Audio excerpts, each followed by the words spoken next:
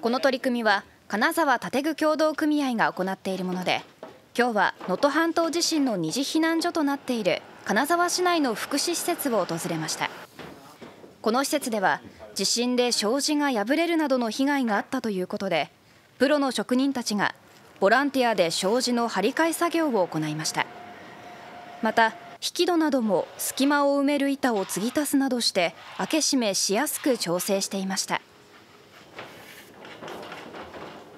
こういった地元のところでの被災者さんの受け入れ施設、そちらのボランティアできたということは、ちょっと地域に貢献できたのかなというふうに考えております。